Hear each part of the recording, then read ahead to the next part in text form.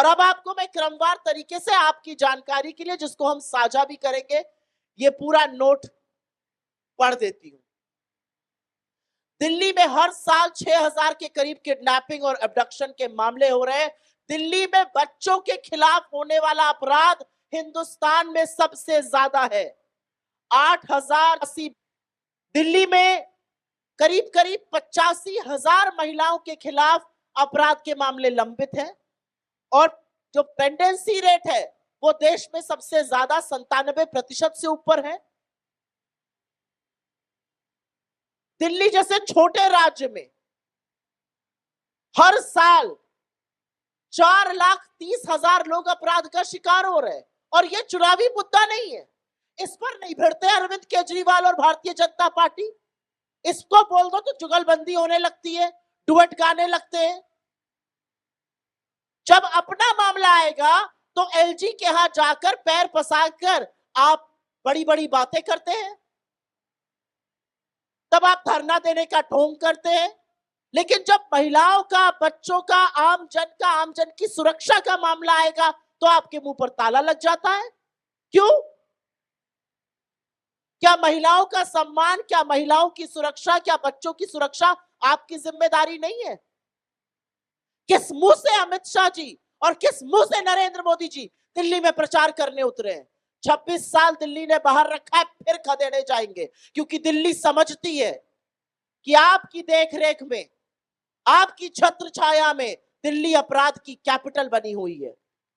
विश्व में, पूरे विश्व में दिल्ली में जो क्राइम रेट है वो 14241, 1424, जो विश्व में सबसे अधिक है। जो क्राइम रेट विश्व का औसतन 258 है, दिल्ली का 1400 से ऊपर है। इसके लिए कौन जिम्मेदार है? इसके लिए आप और बीजेपी दोनों जिम्मेदार हैं। और इससे पहले कि आम आदमी पार्टी ये रोना रोए, क्योंकि रोना रोने की आदत है कि हम क्या करें, हमारे पास तो पुलिस नहीं है। अरे बगल के पंजाब में आपको पुलिस और प्रशासन दोनों मिला है। क्या हाल कर दिया आपने पंजाब का। असलियत यह है कि पंजाब के थानों में आज बम चल रहा है। असलियत यह है कि पंजाब की सुरक्षा व्यवस्था, कानून व्यवस्था पूरी तरह से ध्वस्त कर दी है। और जो लोग दिल्ली में वापस लौटने का दावा कर रहे हैं, जिनको 26 साल तक बाहर रखा गया है, उनका लेखा जोखा, उनकी कलई मैंने ऑलरेडी खोल दी है। अमित शाह जी को यह ज्यादा चिंता है कि एक 21 साल की लड़की किसी चीज पर बोल दे तो उसको दिल्ली पुलिस पकड़ने बंगलोर पहुंच जाती है।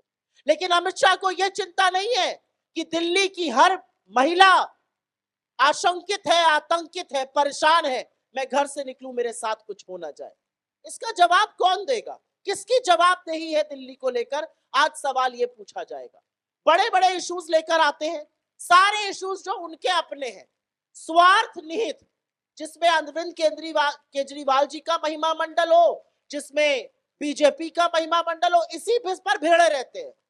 अरे दिल्ली समझ रही है, दिल्ली समझ रही है कि मुद्दों की राजनीति से आप कोसों दूर है। आप फर्जी वादे करते जाइए। दिल्ली पूछना चाहती है 11 साल में क्यों नहीं कर दिया ये सब। दिल्ली पूछना चाहती है हमारी सुरक्षा पर सवाल क्यों नहीं उठाया। और एक अंतिम बात कहकर अपनी बात समाप्त करती हूं। 2012 में आप ही की तरह पत्रकार थी और पूरी निर्भीकता से ये जानते हुए कि केंद्र और दिल्ली की सरकार हर वो कदम उठा रही है जो निर्भया के अपराधियों के खिलाफ उठाना चाहिए, ये जानते हुए कि रात को 2:30 बजे जब निर्भया इलाज के लिए सिंगापुर जा रही थी तो टारमैक पर इस देश के प्रधानमंत्री, दिल्ली की मुख्यमंत्री और सोनिया जी मौजूद थे। ये जानते हुए कि जब दुर्भाग्यवश उसकी मौत हो गई और उसका शरीर, पार्थिव शरीर देश लाया गया, तो रात के 1:30 बजे इस देश के प्रधानमंत्री ने, दिल्ली की मुख्यमंत्री ने और सोनिया जी ने वहां पर खड़े होकर उनके परिवार के साथ ढांढस बंधाया।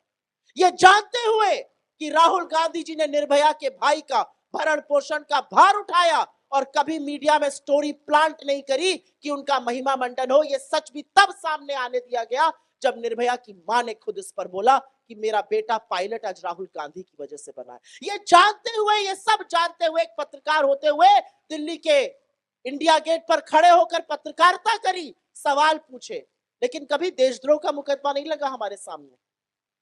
और अपने इर्द गिर्द बीजेपी वालों को देखा, अपने इर्द गिर्द आप वालों को देखा, लेकिन पिछले 11 साल से एक बार भी ना एक बीजेपी के मुंह से चू निकली, ना एक आपके मुंह से शब्द निकला, और बेधड़क अपराध बढ़ता रहा।